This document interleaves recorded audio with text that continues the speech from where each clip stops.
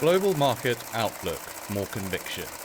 A comparison of recent equity market volatility with past pullbacks, geopolitical events, and start of Fed rate hiking cycles give us confidence in our positive view on equities within foundation allocations. We would continue to use the opportunity to buy the dip across risky assets. Rising oil prices are a risk, but gold should provide a good hedge. Within equities, we continue to prefer Asia ex-Japan equities, with the recent extreme volatility in China Hong Kong equities possibly marking an extreme in negative sentiment. US and Euro area equities should still do well in line with global equities. The rapid rise in US bond yields means we are more comfortable incrementally adding rate-sensitive bonds where the reward warrants the risk. We see EM USD government bonds as a good example of this, alongside US European HY and Asia USD bonds. Investment strategy and key themes. Putting the pullback in perspective. Since the start of 2022, we have used a few historical experiences to place the YTD pullback in risky assets in perspective. Of these, we used one lens to see how key asset classes have behaved in the months before and after the first rate increase in a Fed hiking cycle. We used a second lens to compare the current pullback in equities with past drawdowns within bull markets. A third was to look back at how equities performed after prior geopolitical events. Placing this year's equity market volatility in different historical contexts helps provide some perspective. On the first, equity volatility started to rise 2.5 months before the first rate hike of this cycle. This is arguably consistent with history, which shows that while equities can be briefly volatile in the 1 to 3 months before and after the first Fed rate hike, they subsequently reverted to their long-term trend. On the second, the peak-to-through pullback in the S&P 500 has thus far been about 12%, well within the range of historical pullbacks in the middle of bull markets. On the third, so far, equities appear to be on track to repeat the historical experience that geopolitical events only have a temporary impact on equity markets. The constructive view is also supported by our recession indicators that are currently not showing any signs of concern. There is some concern about the narrowing gap between 10-year and 2-year bond yields, which dovetails into a broader concern that continued aggressive Fed tightening could worsen the growth outlook significantly at some point. However, we would not be excessively concerned at this time. 1. Fed rates are only just lifting off zero and are unlikely to reach restrictive levels till 2023 or 2024. 2. The 10-year to 2-year yield curve only sends a recession signal once it turns negative, not when it is low. And 3. The 10-year to 3-month yield curve is arguably a stronger recession signal, and this remains far from turning negative. The historical context and the recession indicators support our preference for equities within a diversified investment allocation. While staying constructive on risk assets, we would hedge against unexpected risks through a high allocation to gold. What about China? While much of this analysis applies to US and Euro area equities, we continue to believe Asia ex-Japan equities have room to outperform.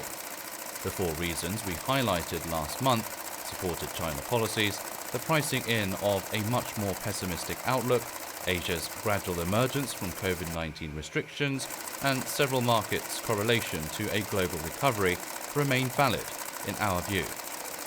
Chinese equities have clearly faced 2 new shocks in the form of COVID-19 restrictions across several major cities and the threat of US delisting of several Chinese companies from US exchanges. As a result, we now expect Chinese equities to perform in line with our bullish Asia ex-Japan view instead of outperforming the region. If anything, recent events may have pushed Asian markets to peak pessimism, as illustrated by the Hang Seng Index at one point being the most oversold since 1987. Looking for opportunities as bond yields rise. The rise in US bond yields is creating several opportunities in our view.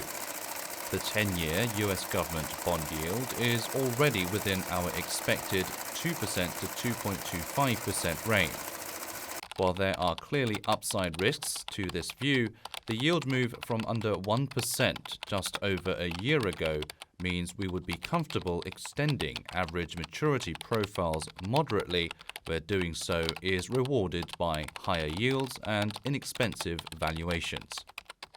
EM USD government bonds offer one such opportunity today, in our view, despite their relatively high sensitivity to rising bond yields.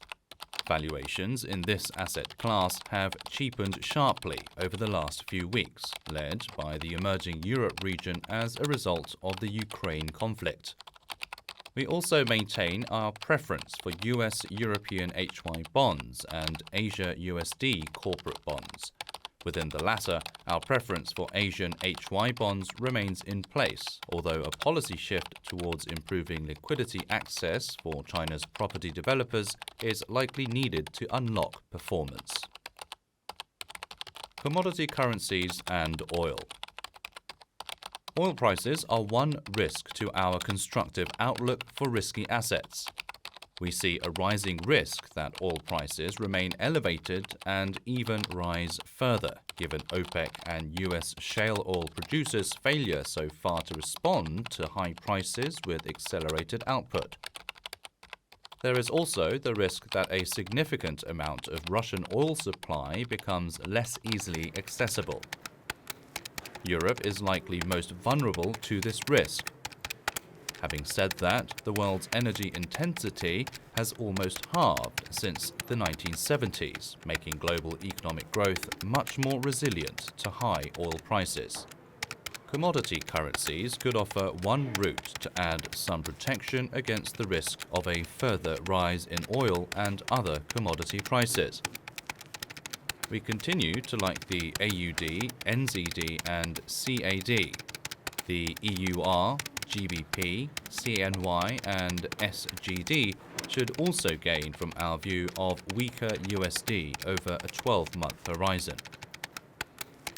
Perspectives on key client questions. China equities, the big picture. Chinese equities witnessed one of the sharpest sell-offs in recent years, with the Hang Seng China Enterprise Index and CSI Overseas China Internet Index down 25% to 40%, peak to trough, in the past month. While Chinese onshore equities fared relatively better, they too were down 12% to 15%, peak to trough, reigniting questions about how investable Chinese assets are. In our view, many of the short-term economic headwinds are now well known: slowing growth, property sector deleveraging, an unprecedented regulatory clampdown, zero COVID policies, fears of US sanctions, and worries of US-listed stock delistings. While we have taken a little risk off the table by reducing China to a core holding within Asia ex-Japan equities, we continue to expect positive absolute returns and outperformance relative to global equities. While the macro backdrop may remain challenging for now, we believe it would be remiss of investors to take fright and avoid Chinese equities altogether. Fears of wide-ranging US sanctions on China are likely overblown. China is the second largest economy in the world. In an analysis of 186 countries, a McKinsey study noted China is the largest export destination for 33 countries and the largest source of imports for 65. The country's imports accounted for C.12% of the world's in 2021. it would be practically difficult to implement broad-based financial or trade sanctions on China without a considerably negative impact on many other major economies, including the US. US-listed Chinese equities represent just 3.5% of the aggregated value of Chinese equities. The bulk of Chinese equity market capitalization resides domestically in the A-shares market, where foreign ownership remains small at a mere 4.5%. While there may be concerns about a disproportionate impact on specific industries, we continue to believe many sectors can benefit from policy tailwinds, including those that align with China's common prosperity goals, such as clean energy and high-tech manufacturing. Indeed, these remain long-term themes for us. The link between Chinese economic growth and asset prices is weak. While economic growth is expected to moderate towards 5%, this would still outpace the 3.9% growth in developed markets, with consumption likely to contribute to more than 60% of China's growth. Market factors, including the speed of liberalization, market reforms, progress in achieving China's new common prosperity agenda, and relationship with the rest of the world, will probably be more important in determining the direction of China's financial markets than just headline growth. Market accessibility is likely to continue to improve as China undertakes reforms and further financial market opening. The numerous stock connects and the creation of Beijing Stock Exchange in late 2021 are likely to improve accessibility for foreign investors. For the past 5 years, China has reduced its negative list of sectors for foreign participation. In financial markets, foreign investors are significantly underrepresented. While China accounted for more than 17% of the global economy in 2020, China's stocks only made up C.4% of global indices, while Chinese bonds made up C.7% of global bond indices. These weights are expected to grow as China continues to liberalize foreign investor access to domestic markets. A survey by BlackRock suggests the explicit allocation to China is just 0.3% to equities and 0.5% to bonds. Overall, foreign ownership is low even as index inclusions have picked up, and a key to how quickly allocations rise will depend on how transparent policies become for offshore creditors. Nonetheless, over the long term, investors should look to increase allocation to China as it continues to liberalize market access. China equities' long-term valuations appear cheap and at a significant discount to DM markets. Given the prevalence of retail investors, China assets markets tend to be very momentum-driven, with large overshoots on both the upside and downside, as we have seen once again recently. We believe this creates opportunities for skilled investors. While policy rhetoric has started to turn more constructive, improvements in credit tend to impact the economy and financial assets with a lag. While it remains debatable whether China outperforms other Asian equity markets over the next 12 months, we retain our conviction that it is likely to outperform global equities on the back of inexpensive valuations, a policy easing pivot, and low investor positioning. Besides near-term factors, we believe it is important for investors to take a long-term view on Chinese assets. Higher relative growth, improving market access, underrepresentation of foreign investors, and a rapidly growing consumption economy will present an attractive long-term opportunity set for investors in our assessment. Thematic. Here we provide a brief overview of our currently open thematic ideas, coupled with some recent highlights. For further details, please read our Thematic Investing Q2 2022 update. Embracing a digital future. The tech landscape continues to be impacted by a rising interest rate environment. Our innovation basket has sold off alongside the global tech sector, although recently they have been steadily recovering their losses. We have closed 2 of our sub-themes, fintech and blockchain. We continue to prefer the cybersecurity theme amid strong earnings upgrades, which in turn supports its rich valuations. Internet of Things valuations are also trading at a premium to global equities, and earning revisions are more muted. Cyber attacks continue, and the 2017 NotPetya cyber attack demonstrates the spillover risk to entities beyond the intended target. Reports suggest Russia had initially targeted the Ukrainian government and financial entities, but it ultimately affected computer systems across the globe, with damages amounting to billions of dollars. Fast forward to 2022, and the Ukraine invasion is threatening the security of businesses and governments, and e-crime has also increased as online digital actors have sought to take advantage of the on-the-ground military conflict. Government agencies are encouraging organizations to strengthen their cybersecurity measures, and we believe this will continue to support structural trends in favor of cybersecurity as further innovation and digitalization takes place. The winds of climate change.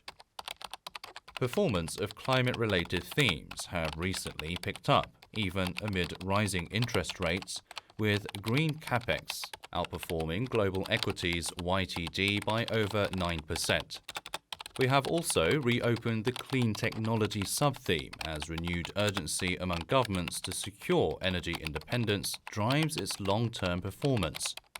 Earnings revisions are mixed, with upward revisions for water and downward revisions for clean tech.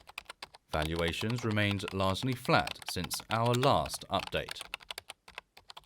We believe climate-related themes have turned increasingly attractive. Europe currently imports over 40% of natural gas and a third of its oil from Russia. With threats of Russia cutting off supply, there is an impetus for Europe to re-look at its energy independence. Earlier this month, the EU Commission announced that it intends to eliminate its dependence on Russian gas before 2030. The Commission introduced the Repower EU plan, which aims to make EU-wide energy system more resilient based on 2 pillars. 1. Diversifying gas supplies and reducing the use of fossil fuels at a faster pace by boosting energy efficiency. 2. Increasing renewables and electrification and addressing infrastructure bottlenecks. The push for energy independence is driving countries like Germany to increase installations of renewable energy plants to reduce fossil fuel within the energy mix. While temporary solutions such as increased coal usage might be tapped to mitigate the shortfall in energy outputs, we still see the Ukraine crisis as a trigger for energy transition to accelerate. This would benefit our climate theme over a multi-year horizon. China's Common Prosperity. The Common Prosperity campaign seems to have been sidelined as China sets out an ambitious target of 5.5% GDP growth amid rising geopolitical tensions and rising COVID-19 cases, which are taking a toll on domestic consumption. Despite an apparent recalibration of priorities, we retain our conviction in the theme as we believe the political willpower to achieve common prosperity will remain a key driver. However, regulatory pressures and elevated US-China tensions lead us to close the Chinese internet sub-theme. Valuations for high-tech manufacturing and renewables continue to retrace lower, turning increasingly comparable with the broader Chinese market. According to a government work report submitted to the National Legislature for deliberation, China will continue to pursue its green development agenda. We see potential for increased use of renewables to achieve China's dual goal of GDP growth and net zero emissions. This lends greater support for the manufacturing of key inputs into clean technology and infrastructure grid to enhance green development.